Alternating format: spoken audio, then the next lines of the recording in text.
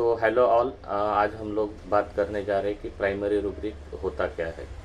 तो कैसे होता है ना कि रेपटराइजेशन होने के बाद में रेपटराइजेशन चार्ट में हम लोगों ने जो भी रूब्रिक लिए हुए रहते हैं, तो प्राइमरी रूब्रिक वो रूब्रिक होता है कि जिसके बिना आप पेशेंट को दवा देने का सोचेंगे नहीं। मान लो 5 रूब्रिक है और उसमें एक रूब्रिक है कि ड्रीम के बारे में, कि पेशेंट को ड्रीम अच्छे वाले ड्रीम आ रहे हैं, तो या फिर वो घर में किसी का डेथ हुआ और उसके बाद में फिर तकलीफ़ें चालू हुई, या ठंडा पानी पी लिया और उसी के बाद बीमार हुआ है, तो ये हो गए कॉज के रिलेटेड एविडेंट रूब्रिक, कि मतलब पेशेंट की बीमारी का एग्जैक्ट रीज़न आपको पता है।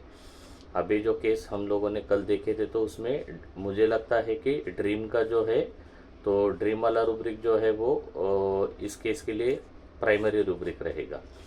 तो अभी प्राइमरी रूब्रिक में आती कौन सी चीज़ें हैं, तो एक तो आता है कॉजेशन आता है, उसके बाद में अगर कॉन्क्रीट है, एग्जैक्ट है, तो टाइम मॉडलिटी आती है। आप प्राइमरी रूब्रिक कोई भी ऐसे रूब्रिक को उठाकर नहीं बोल सकते कि ये प्राइमरी रूब्रिक है इस केस का, सिर्फ उसी को बोलेंगे जो आपको एग्जैक्टनेस बता रहा है।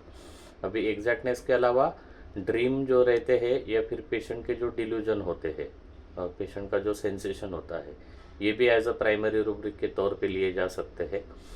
मैं ज़्यादातर बार अगर ड्रीम्स मुझे लग रहे हैं कि पेशेंट को ऐसे ही पूछ ले हम लोगों ने कि कोई सपने आते हैं क्या, और स्पॉन्टेनियसली अगर उसके मुंह से निकला सपना और वो बार बार आते रहता हो सपना, क्योंकि क्या रहता है कि ड्रीम्स आर मतलब आपका सबकॉन्शियस माइंड जो है, सबकॉन्शियस माइंड में जो चलता है उसी के रिगार्डिंग ड्रीम्स ज़्यादातर लोगों को आते हैं। तो ड्रीम्स आपका एक्सप्रेशन होता है सबकॉन्शियस माइंड का। तो keeping that thing in mind, कल की जो केस थी, तो कल की केस में मेरे हिसाब से प्राइमरी रूब्रिक रहेगा ड्रीम्स के रिगार्डिंग जो था वो।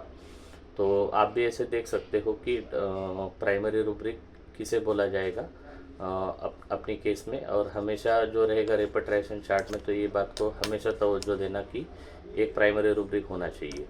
ज़्यादातर प्राइमरी रूब्रिक, जैसे मैंने इसके पहले भी बोला, उसके अलावा ऑब्जर्वेशन में आपके आ सकते हैं, क्योंकि ऑब्जर्वेशन में कैसे रहता है ना, दैट इज़ यूर ड्यूटी, मतलब आपको अपने आंखों से देख रहे हो या फील कर रहे हो, और उसके बाद में वो रूब्रिक को आप एंट्री दे रहे हो फाइनल रेपट्राइजेशन चार्ट में। सो आई थिंक ये कंसेप्ट आपको क्लियर हो ही रहेगी। अगर कोई शंका है तो आपके कमेंट्स आप कमेंट सेक्शन में डाल सकते हो। Thank you.